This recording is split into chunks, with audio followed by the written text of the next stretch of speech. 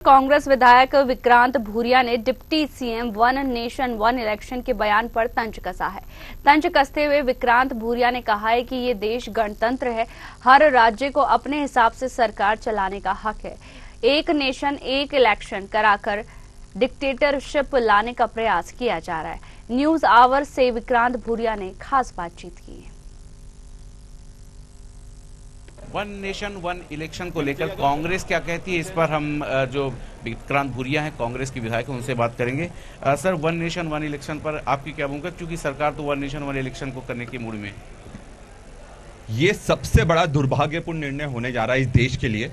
ये one nation one election से पूरे देश को डिक्टेटरशिप और तानाशाही की तरफ धकेलने का एक प्रयास है।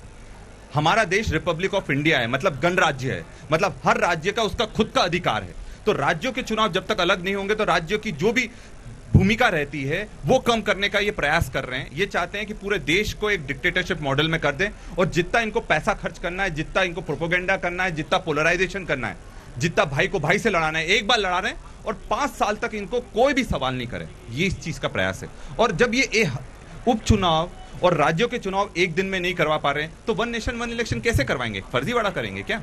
और हमारी जो देश की आत्मा है उसको कुचलने का ये प्रयास करा जा रहा है वन नेशन वन इलेक्शन के माध्यम से। कहते हैं खर्चा बचेगा, जो बाकी राज्यों में होता है अलग अलग टाइम में होता है, तो उसमें इलेक्शन आयोग को भी, चुनाव आयोग को भी बड़ा समय लगता है और खर्चा भी लगता है, तो वो समय भी बचेगा, खर्चा भी बचेगा और एक नीति बनेगी जो 5 साल तक चलेगी। भैया 5 साल तक डिक्टेटरशिप करना चाहते हैं क्या? जब भी कोई डिक्टेटर था यही बोलता है कि अब 5 साल तक हम देश को कर देंगे। इतने साल में आपने क्या करा, आप ये बताइए ना। और खर्चा क्या? खर्चा तो उतना ही होना है। कैसे खर्चा अलग हो जाएगा? राज्यों में चुनाव कराएंगे, वहां बल नहीं लगेगा, वहां कर्मचारी नहीं लगेंगे, बल्कि आप जितना समय आप देना चाहिए एक राज्य को, आप election free and fair election में आपको प्रशासनिक मशीनरी लगती है, सीआरपीएफ लगता है, पुलिस बल लगता है, आर्मी कई जगह लगती है। तो अगर ये आप पूरे देश में एक साथ कराएंगे तो इतना कहां से लेकर आएंगे?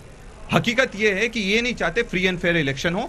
ये चाहते हैं कि सब जगह एक बार जो डंपिंग होती है वोटों की, एक बार डंपिंग करवा लो, माहौल तैयार करा लो और 5 साल तक इनसे कोई सवाल जवाब नहीं हो। ये चाहते हैं क्योंकि डरी हुई सरकार है। इनको भी पता है इनका बहुमत 400 पार बोल रहे थे, 240 पर सिमट गए। ये उसको बचाने का प्रयास है। तर्क दिया जा रहा है कि 1964 से पहले भी तो वन नेशन वन इलेक्शन होता था। बाद में जब एक सरकारें गिरी, जो राज्य की सरकारें थी, उसके बाद ये थोड़ा सा डिस्टर्बेंस हुआ तो वो फिर से तो वापस से लाया जा सकता है। भैया हम भी पहले 1950 के पहले भी जब ब्रिटिशर्स का रूल था तो आप ये बोलेंगे कि ब्रिटिशर्स का रूल जो था वो उसमें जो करें, या फिर हर जब सरकार जो लेती है तो उसमें परिवर्तन लाती है ना। Democracy is an evolving process, मतलब जो हमारा संविधान है वो धीरे धीरे कर और मजबूत होता जा रहा है। हमें उसको मजबूती के लिए हमें काम करना पड़ रहा है। तो आप जब 1964 में क्या हुआ, 1977 में क्या हुआ, उससे आज की सरकार चलाएंगे क्या? आपकी जवाबदारी है कि इस देश के संविधान को आपको बचाना है और ये है गणराज्य का ये मांग है कि हर राज्य की जो भावना है उसका हमें आदर करना चाहिए। बहुत शुक्रिया हमारे साथ बात करने के लिए। हमारे साथ ये थे विक्रांत भूरिया, जिनका साफ तौर पर कहना है कि वन नेशन वन इलेक्शन का कांग्रेस विरोध करती है क्योंकि ये डिक्टेटरशिप के लिए वन नेशन वन इलेक्शन कराया जा रहा है। लोकतंत्र को खत्म करने के लिए वन नेशन वन इलेक्शन का प्रोपेगेंडा लाया जा रहा है। कैमरा मुकेश के साथ सत्यम शर्मा, न्यूज़ आवर, भोपाल।